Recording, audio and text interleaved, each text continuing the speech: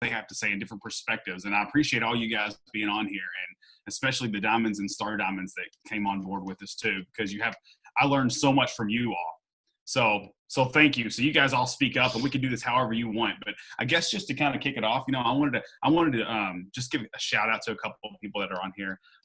Dom Campbell, I just want to give a shout out to him real quick because he hit his highest Success Club month last month at 21 points. And then he tells me he's at 18 points as of today. Awesome. And so he's gearing up for Team Cup. And so, and then also another shout out to Frank, because today, right now, is his 2-year anniversary as a coach. Woohoo! I contacted him on January 31st, 2 years ago, and because we were getting ready to do the Team Cup. And I said, hey, man, have you thought about coaching?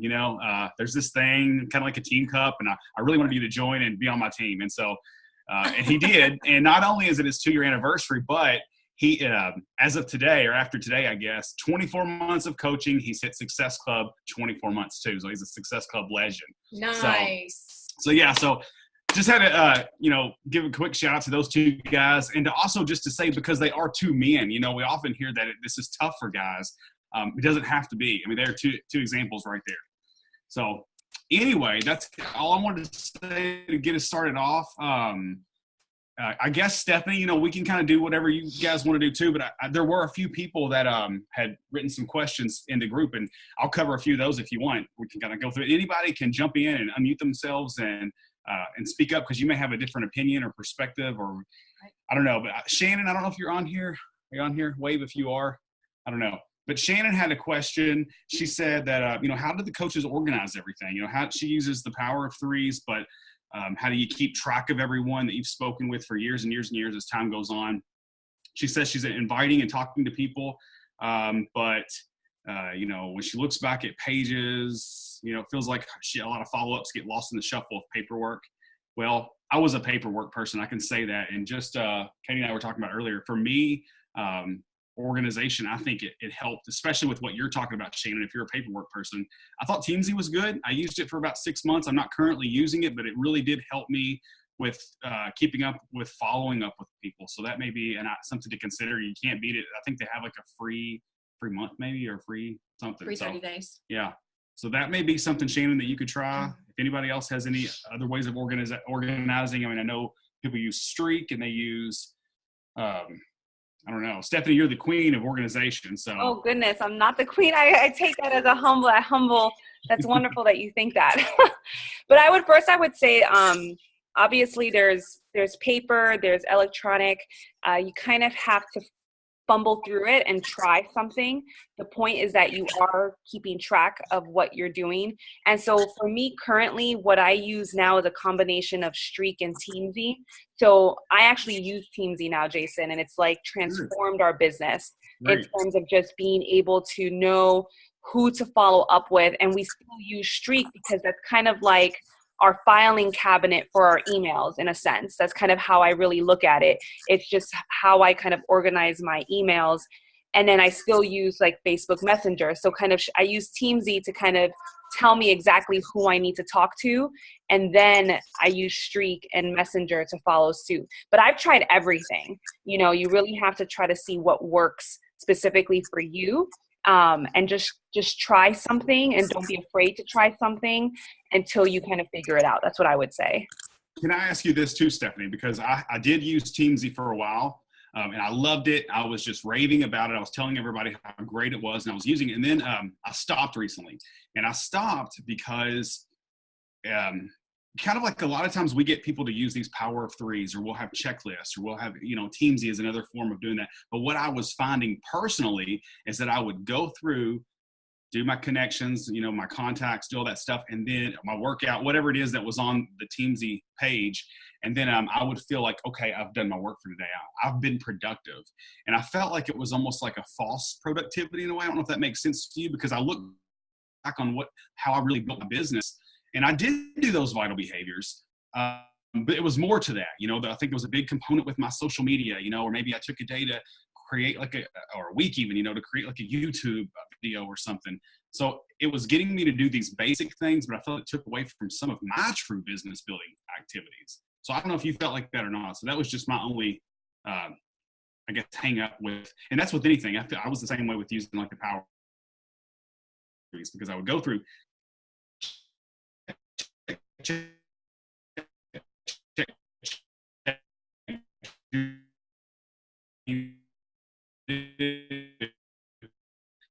and then I guess it made me feel this sense of productivity, like, oh great, we're stuck.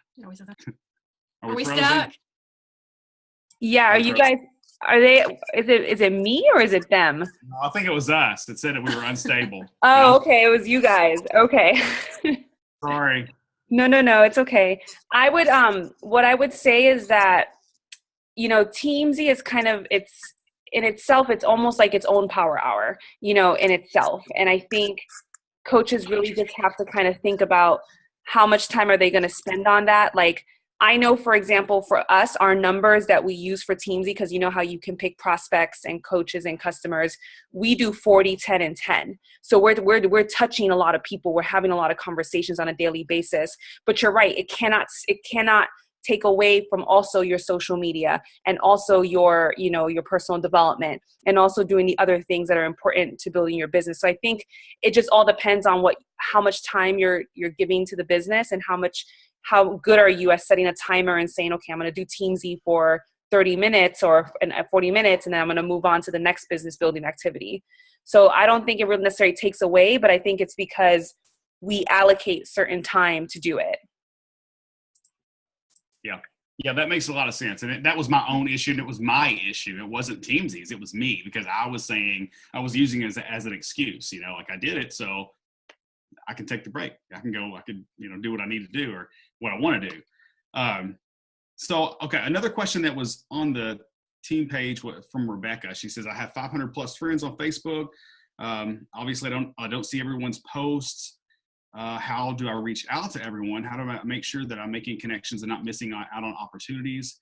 You have any input for Rebecca? Like, I mean, I just feel that you're just generally not going to connect with all of your friends on your friend list. And I think that's kind of when you have to get out there on social media and you have to market yourself. So there has to be, I guess, some like marketing attraction on our parts to have people commenting on our post, you know, sending us messages, wanting to know things about, you know, what's going on in our life, whether it's our workouts or maybe a recipe we posted or, you know, a cute sweater we were wearing, where we got it from, whatever that is. But I just don't feel like in general, you're going to reach out to every single person.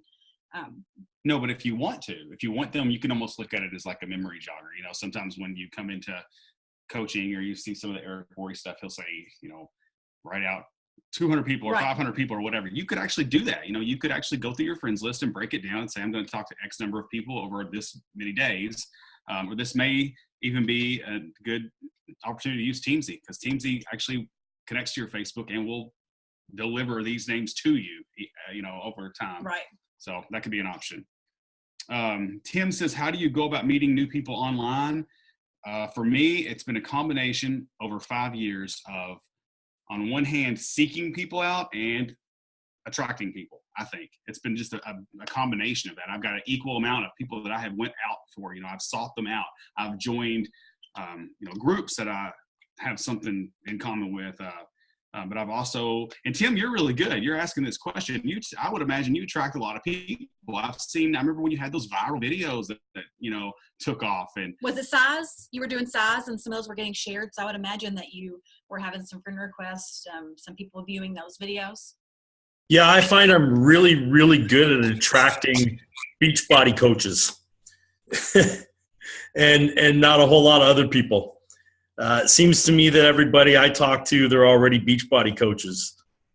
And, you know, maybe you could do something completely unrelated to Beachbody. You know, maybe, I don't know what your videos are. I know that was size at that time. That was clearly Beachbody. But even something, you know, fitness-wise or nutrition or even just dance that's not so because I think some of the videos that we've done the best with weren't Beachbody. We did like I don't even know what it was, like a clean eating or a basic foods list. I can't remember what it was. It was something, you know, and then I did one recently about making this light that I'm using. It's kind of dark in here right now. See my little fake diva light or whatever that I'm at, ring light, whatever you want to call it. made that thing for $20. I made a video and it's got thousands and thousands and thousands of, comments and likes and stuff. It has nothing to do with Beachbody, but it has. The women love it. Yeah, the women they loved it. So. But yeah, maybe I'll do like a makeup video or something. There you go, yeah. But just be creative. So yes, it's been an, I guess just a combination of attracting and always being creative about that and thinking about how can I attract people. And then also the seeking part of it, we do have to get to work. It is network marketing. We do have to get out there and talk to people and, organize and track or whatever you need to do, so that you've got a number of people that's coming into your life or your feed or whatever, on a weekly basis. And I don't know, anything you want to add to that you feel like maybe meeting new people online? How have you met I don't know, people? Tim. Instagram, there's all types of social media. When we started coaching, it was, we really used social media that's how we started, because we didn't have friends or family that supported what we did. So we were constantly out there on interest type groups, just meeting people. So like for me, it was like nursing type groups, mom groups, fitness. And I it was just a goal of mine to just start conversations and meet new people every single day. So I remember, I had 3 kids at home still. One was in kindergarten, and I would take my laptop upstairs while they played, and I would just talk to people that I was meeting in these different groups. I can't say that I do like a ton of that now, but that's definitely how we got started. And Frank or Stephanie or any of you guys on here, if you have something to say regarding this, because everybody does things differently. I know there's a lot of other social media platforms now, with Instagram and Snapchat. I don't know if you're on those. Yeah, I need to get more consistent on those for sure. I know for me, I personally have, in the beginning, I grew with both Instagram and Facebook, and I use a lot of attraction marketing. And so for me, it was always kind of being really transparent about my story and really thinking about who am I speaking to, thinking about my avatar, understanding that I'm not speaking to everyone, nor do I want everyone. I have a specific niche. And so each and every single one of you and has to understand who is your niche and specifically talk to that person and really think about what is that niche, give that person a name. What is it that they struggle with? What is it that they try to really get into their mind of what they're thinking about when they're when they're laying in bed, what are they struggling with? And then speak to those, those emotional triggers, speak to those things to really try to engage your audience. Another tip that I got recently from someone who actually has grown her business pretty organically, she's in one of my other mastermind groups, is she will, anybody, and I mean, she's like a 2 or 3 star diamond coach, anyone who likes her photos or messages her or leaves a comment on her photo, no matter what the photo is, she will personally send them a message every single time. And I was like, wow, every single time still now? And she's like, yeah. And it's almost like a memory jogger. It's almost like, you notice who are the people who are repeating, continuing to like your photos and continuing to comment on your photos, because you're going to see you were just talking to them maybe like last week because they liked your photo last week. And it allows you to follow up with people. I can't stress how important conversations are, how important following up with people are, and understanding that following up with people is not necessarily always selling to them. It could be just touching their life. It could be just saying, hey, how are you? Or, hey, I saw on your post that you just had surgery or your kid was sick. How are they doing? Just little touches on their lives, on people's lives every single day, you will go a long way. And so that was one thing that she did. And then another thing is, just like Jason was saying, is like, you got to go and ask the questions. Like I recently started going, and I would just go up to someone who maybe liked my photo and say, hey, I noticed that you liked my photo. Thank you so much for your interest. Do you happen to know someone who may be interested in a really fun and supportive fitness group? Because I'm actually opening up spots for my February group. Would you or someone else may be interested? And she was like, well, I'm interested.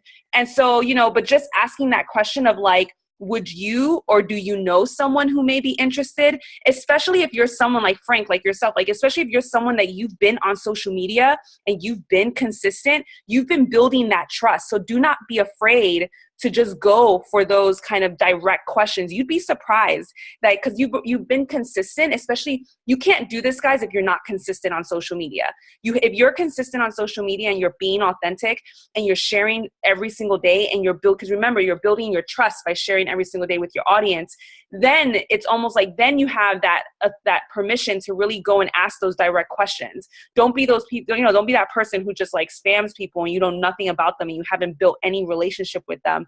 It's not about that. It's just about really asking those direct questions and doing whatever you can to talk to as many people as often as you can. That's what I would say. But for me, I've grown with attraction marketing, and then I've also grown with advertising. And a lot of people who talk to me, they know that. So I'm not going to say I have not. I've grown a lot with advertising. That's not for everyone, but that is an option for people as well, is what I would say. I don't know, Frank, if you have anything to add about how you've grown. You're unmuted. Yeah, I mean, all of what you guys are saying is something that I've kind of we were done frozen since day one, but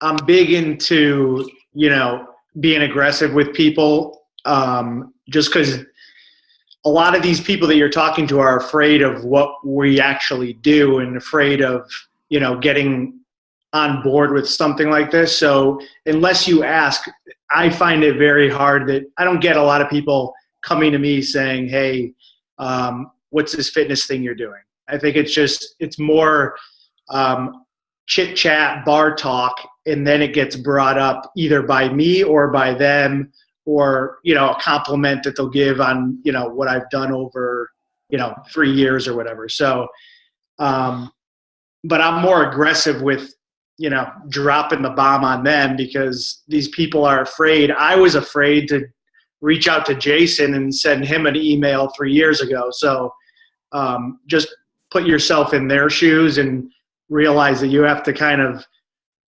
be confident about it and lead. That what we do works.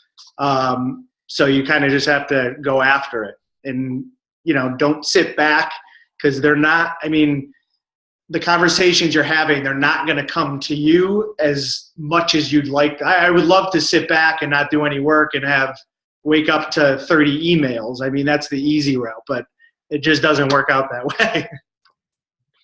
I'd just like to add on top of what Frank and what Stephanie said too, is when we do the reaching out, whether we're liking someone's post or we're commenting or even messaging them, what that does, it bumps us up in other people's news feeds. Facebook is a relationship-based platform, and it rewards us as coaches when we reach out and we communicate in a relationship-based manner in any one of those 3 ways. So by going out and consistently doing that, like Stephanie said before, if you're not consistent in doing this, it's not going to work for you. You're going to kind of fall flat on your face. But Facebook will reward you over time for doing this and going out and making those connections and building those relationships online. Yeah.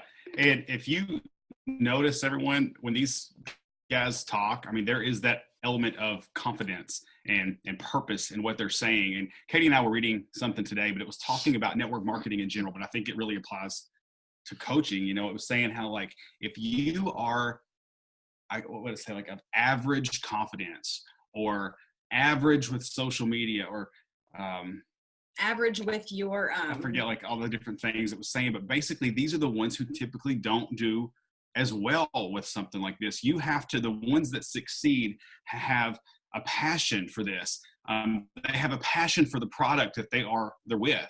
This opportunity, the stuff that you use, is this something you would use even if this opportunity wasn't there? It is for me. It started first for me. So, and you got to have that confidence, and you got to show up and really be purposeful in all of it. Even Frank mentioned the confidence, and confidence is a huge factor in what we do as coaches. But this is what I love too about coaching. We're all completely different types of people. Frank is very aggressive. Stephanie is aggressive. Jason and I are not and aggressive. Not aggressive in a bad no, way. not aggressive in a bad way at all. Assertive. But assertive is more, they're not afraid to go out there and just point blank ask you. That's not me, and I don't think that that's Jason, but we've all made this work in different ways. So that's one thing I love about coaching too, is that I think that you can there's so many benefits of this that you can make it work for your personality that you have. And you can evolve. That's the best part about it. If you start to label yourself and say, oh, I'm just an introvert, I don't like to talk to anybody, I'm too afraid to do that. That was me. That was me.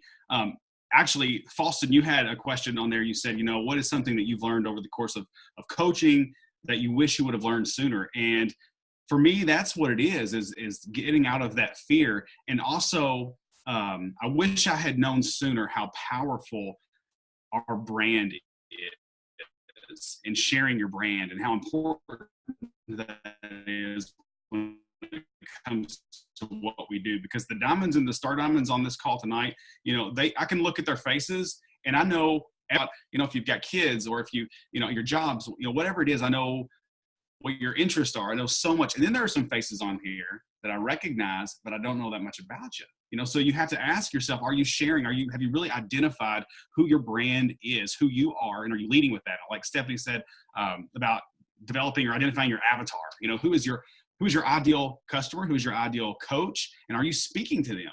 And not even customer or coach, but who is just a reflection of you, because that is your audience. That's who you're speaking to. So I wish I had known the importance of that earlier, because I was really fearful in sharing parts of our lives on social media.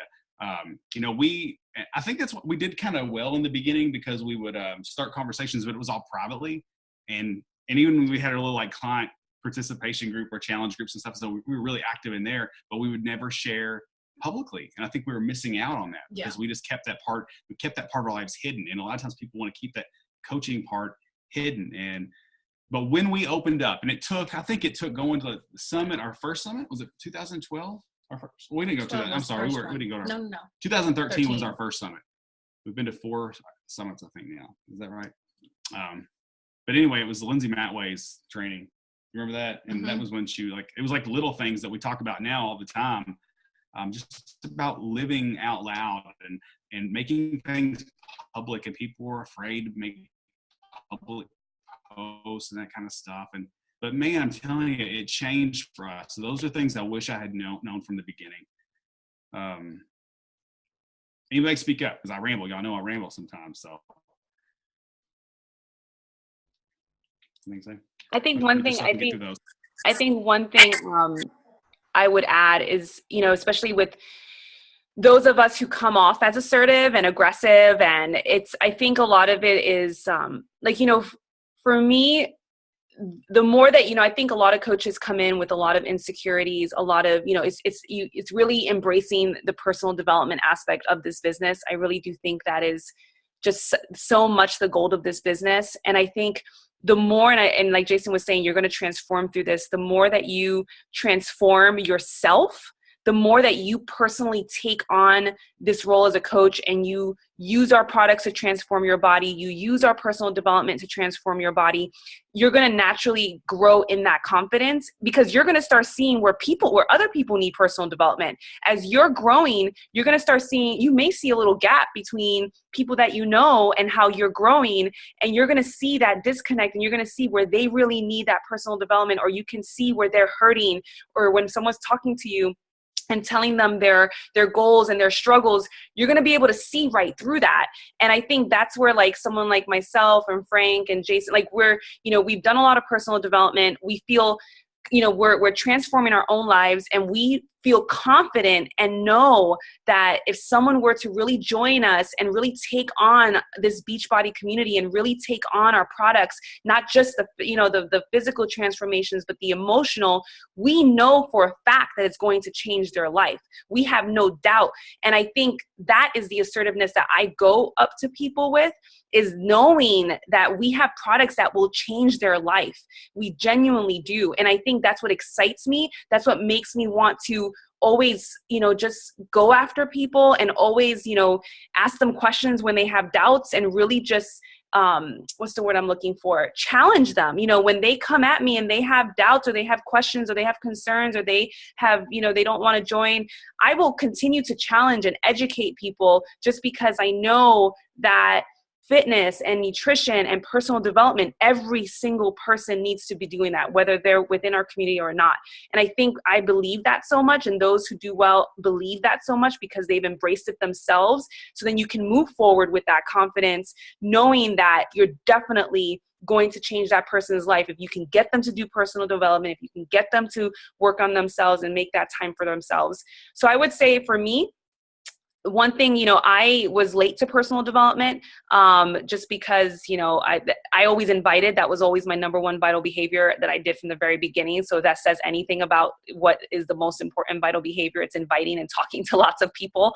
So I always did that but personal development has just been such a gold mine. And I think, like Jason was saying, just really understanding your brand and trying your best not to overcomplicate this. I think, this year for me, and my team has heard this, it's the year of simplicity. It's the year of the 4 vital behaviors. It's the year of coming up with a social media calendar. And, my goal in terms of organization, my goal is to have, a theme for every day. Monday is going to be a theme, let's say for me, on medicine and kind of my road through medicine. Tuesdays are going to be transformation Tuesdays. Wednesdays are going to be a certain theme related to my avatar, and just having specific posts, and not overcomplicating it, just being extremely repetitive in what we post. And that's something I've been like drilling to my team, and they know that, where I've been talking about repetition with your why, repetition with your story, repetition with your before and after. I think we forget, especially as we get more advanced in our business, and we forget that we need to be repetitive about our story, remembering that people don't know us. We think they know us, but they don't know us. And I think that's something I've come to realize more recently, is that we all need that repetition in our business, and we are going to feel like we're sounding like a broken record. But when you think about that, you also think, wow, that's pretty simple. If I remake a lot of my posts, I don't have to kind of come up with all this new wording for posts. Just retake posts that you used weeks ago and just reuse it now. You'd be surprised at how much you can repeat what you're using. So that's something that I wish I had, known earlier on, is that I don't always have to come up with new posts, and it can really be that simple of just having a theme every single day and just sticking to that theme and not going off track. And so that's something I would add. I can ramble too. I'm like Jason, he attracted, and his team. Yeah, you should be on our calls, just the two of us. We talk for days. No, but yeah, and I think it's cool too that, like, look to build your confidence. I guess look at a time when you've been confident in serving other people, because I think it's really neat. Like Stephanie and Frank, they both come from the medical field, so they have this sense of passion because of what they already did before coaching, and Katie's a nurse and I'm a social worker, and I know we have some other in helping professions like that. But I think that kind of helps us with serving this population, and maybe you serve in one of those ways. Maybe you're a teacher, maybe you're a mom or a dad, maybe you serve in your church. But, I've seen people that are afraid to step into coaching like this and serve this way, but yet they can be bold and confident in some other area. But really it's no different. Like she said, we're changing lives here, and we have the answer that really has changed our own individual lives, and we've seen it change others, and we believe in it. So I have one more question here, and then if anybody else wants to talk, but someone says, I feel like my reach is limited to only social media. What would you suggest to break out from behind the screen to connect with people? Well, 99% or more probably is behind the screen for us, and I'm okay with that. I like it. Now we're unstable, right? Are we unstable? Can you hear us? Are we good? Okay. I don't know if we missed anything or not, but so he was asking about social media and how to break from behind the screen to connect with people.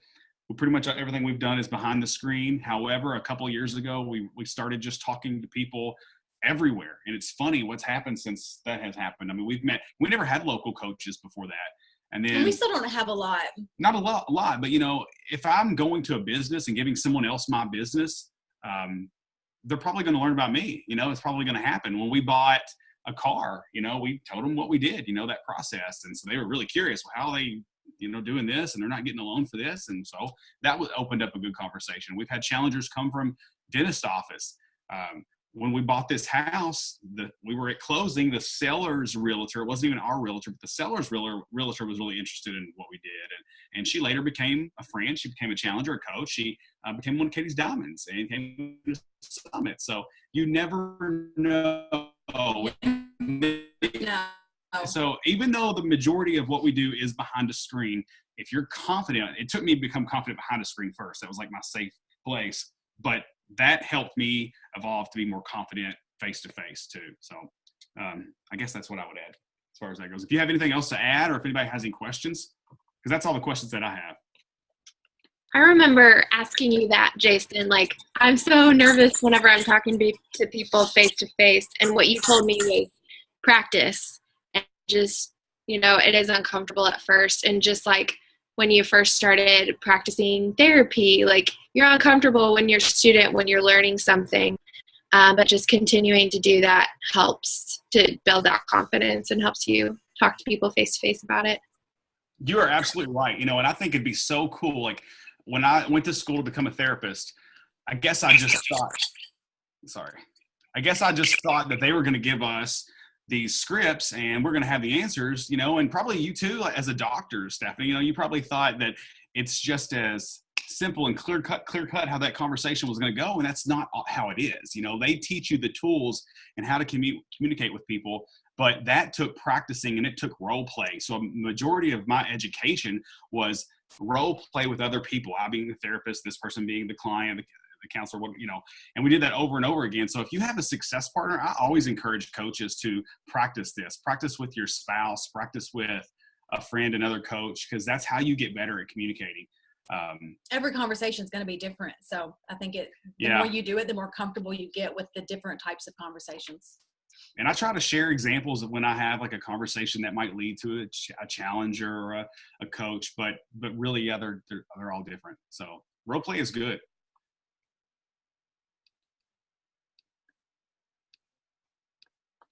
Any other questions?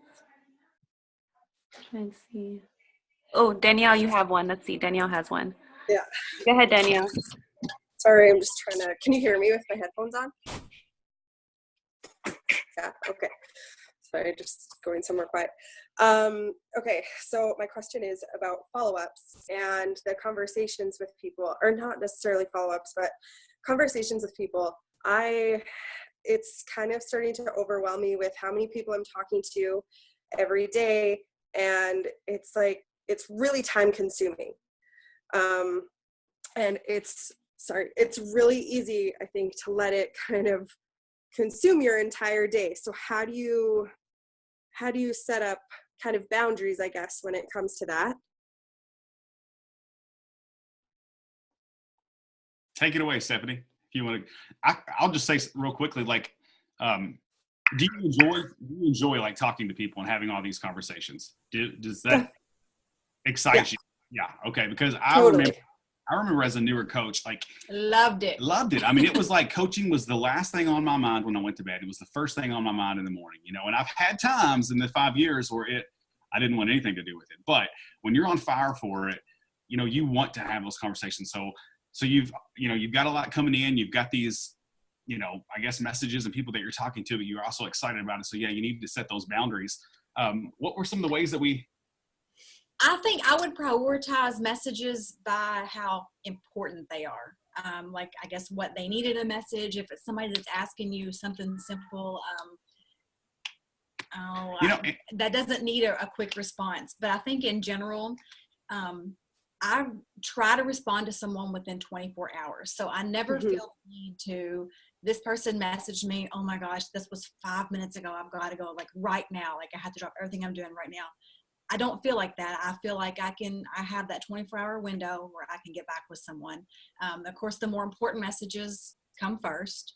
But, I would seriously, if you have that many conversations going on, girl, be happy with that, because there's some people really struggle. Seriously, some people really struggle with having any conversations going on. Yeah. So I would live it up right now. And this is just me, but I'm also you know, maybe it's just because I'm a guy, but my conversations or at least my replies are very short and simple. I mean, I'm not like trying to blow people off, but I do not write lengthy. Yeah. I mean, it's like, you know, and I think that's where it can kind of like, mm-hmm. you know, and like I have a 2.5-year-old too. So I can't be sitting on the computer all day. You know, I have to kind of draw that line a bit. So.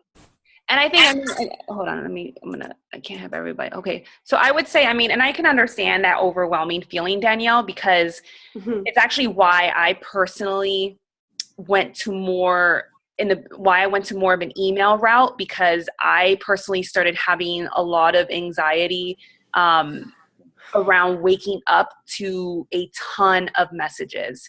But one thing that, like what Katie is, and I think other people would say, is that you absolutely have to set boundaries. Understanding that no one is standing there with their credit card in hand. You know, no one is standing there waiting to, like, you know, purchase. And so I think it's understanding that if you can say, okay, I'm going to, you know, spend this much time in the morning, this much time during nap time, this much time, and do not feel guilty about it. Those conversations will be there later this evening. Because then what you do is you get people used to you responding like this, and that's not good either. You want to be able to have those boundaries. And I agree with Katie in terms of prioritizing your conversations. There's a reason why for my team, sometimes I don't respond right away anymore. I had to learn that, you know, not to respond right away to my team, because I can get consumed in the coaches. Wait till you have more coaches under you, because I know where you are. Wait till you have coaches under you, and they're also throwing in the questions, and they're also contacting you. So don't be afraid to set those boundaries now, and to kind of set business hours for yourself. Because the sooner that you get into that habit, and like you said, you tell people, I'm busy, you know, and you'll see people will post in their post, they'll say like, I'm having a crazy day, I'm busy, you know, I'll get to your messages later on. I see your messages, you know, I see other people posting about that all the time. So don't feel like you need to respond right away all the time. You know, you can have that 24-hour rule. And I see Christine here saying that she practices boundaries by only using her laptop to message back. And that's also an option too. Some people do only have, like, they'll use their desk space. I personally can't do that because I'm always on the go, but that's a great idea as well. If that's something that you can, if you have that office space, or you just make your desk, you know, your kind of your kitchen table or wherever, so that you don't have to get used to kind of always being on the go. But it just all depends. Ashley is saying, when I do my power hour, it's in the morning before I go to work. People message me through the day, and then I get back to them at the end of my day. It's a slower process, but it keeps me sane. And so just you know, and I think that's what a lot of people actually do. So don't feel, I think if you feel that anxiety, it's because you feel like you need to respond back right away. And we're all telling you that you don't. You know, we're all giving, you know, give yourself that grace that you don't, and that you are your own boss, and you have that, you can set that boundary. I don't know if anyone else, I don't know, Frank, I think you were going to say something, because you're also busy during the day. I've been stuck in that whole world of like, phone, like, not, you know, throwing balls at my kids and just being like kicking them off my leg, because you think like everybody's like Stephanie's saying, like, credit cards ready, they're ready to go, and like it's just not how it is. And it took a lot of, when I get like that, I just bury my face in a book, because that you get to the point where you're just like inviting so much and you're talking to so many people, and you're honestly not doing any personal development. So just step back and like take a day or two off completely. Like, those people aren't going anywhere. They're just messages. It's not like they're going to be knocking on your door asking you why you didn't respond. So, and I've dialed that back a ton, just because it gets to be anxiety producing, and then you're not productive because you don't know where to go, and you're just shooting conversations, and there's no organizations, and you're just going around, you know? That's it. Honestly, exactly. And my what wife I'm feeling right now.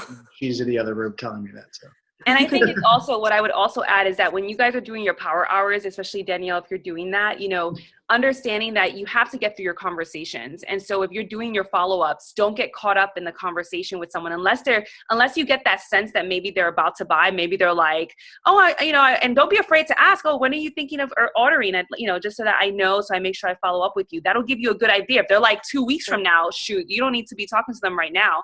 That's not, you know, they can wait till tomorrow. But if the person's like, oh, I want to order tonight, then you know that's more of a priority type person. So don't be afraid, you know, after you've already, you know, after they've shown interest and maybe you're through that conversation, to say, you know, oh, I'm super excited to get you started. When were you thinking of ordering? You'd be surprised. Most people will tell you. They'll tell you, oh, I'm not ordering till next month. And then you're like, oh, okay. And then, or I'm going to order tomorrow. And you're like, oh, okay. And then you want to make sure that they get, but don't, when you're responding to people, because, you know, because we're doing power hours now, that's what we're talking a lot about on our team, Jason, that's what, so we're doing these power hours.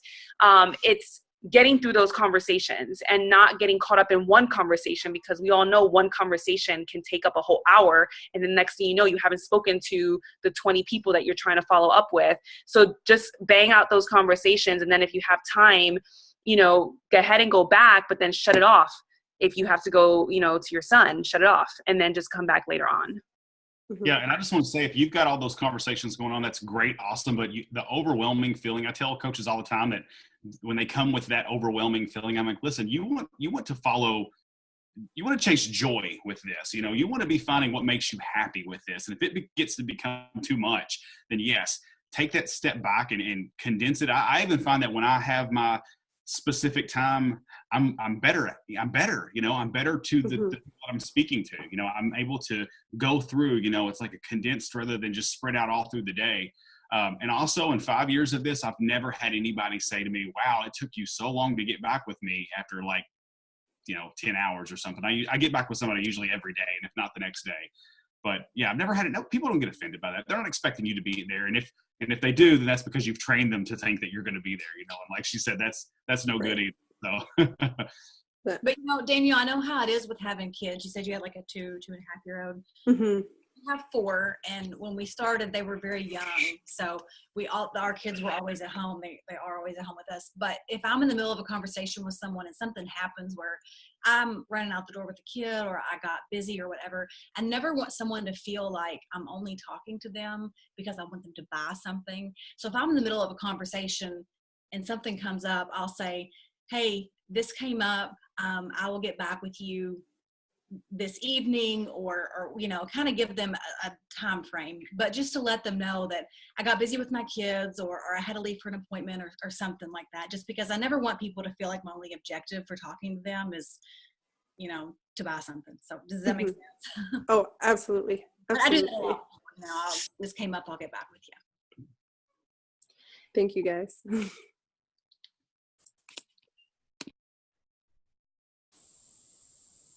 Any other questions? It's a good call. We have a lot of.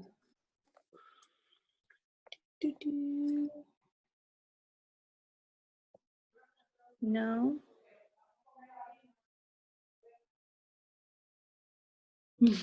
So no questions. And listen, you guys can always ask us questions, you know, in coach group pages. Our kids are interrupting. They know it's getting close to 8 o'clock. We'll be out in a minute. Go on. You're going to see your underwear. Go.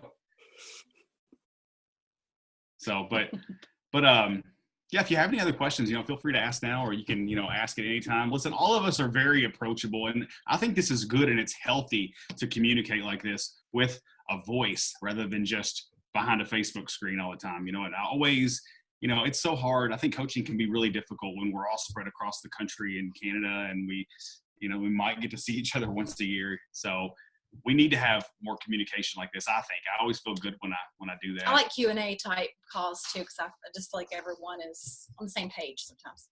Yeah. But yeah, I hope you all are on a team cup or a cup team, because that starts and you still have a few hours, I think, to sign up. Any other news or announcements? Stephanie, do you have anything? I thank you again for hosting this call for us and leading it. Frank? Yeah, hey, I just wanted to throw something in. Someone was asking earlier about connecting away from behind the screen, and I've been doing this a lot more just because sometimes typing, you kind of, you there's no voice there. Like we're, just you typing, someone else typing. So I offer up lately, hey, what's your cell phone number? Let's get on the phone for the next 10 minutes or 20 minutes and let me run through this thing and let you hear my story. And people could actually then hear the passion behind your voice, and hear where you're coming from and make a decision based on, hey, this is a real person. They have their questions. It's just a lot quicker, and you could, I don't know, building a relationship seems to be working for me anyway, a lot better getting on the phone and spending that 15 to 20 minutes instead of, 4 or 5 conversations that are interrupted over a 2-week period. So I've been getting on the phone a lot more. Some people are responsive to it. Other people are happy with typing back and forth, but give it a shot.